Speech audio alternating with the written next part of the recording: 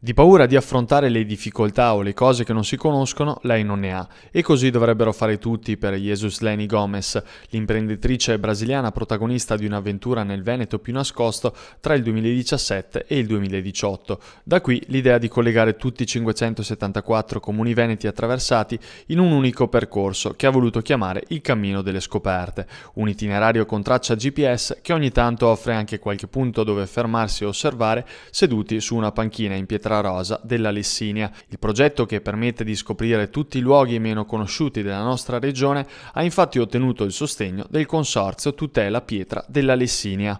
2019 anno del turismo slow, dunque io volevo coronare l'anno del turismo slow con questo percorso partendo del Veronese, ma non è detto che questo percorso non venga replicato nelle altre 6 province del Veneto. Hai messo poi delle panchine giusto in questi punti principali. Bravissimi, mi avete anche seguito su Pantheon, questa panchina è stato simbolo del mio cammino. Da una parte c'è la sagoma di una donna, dall'altra parte c'è la sagoma di una valigia, che il messaggio che vorrei dare è che non solo le donne ma anche tutta la società che vada alla scoperta, che vada a scoprire il nostro territorio senza paura di non sapere, perché quello che ci ferma è la paura di non sapere, perciò il messaggio è quello: vai a scoprire, è proprio il cammino delle scoperte.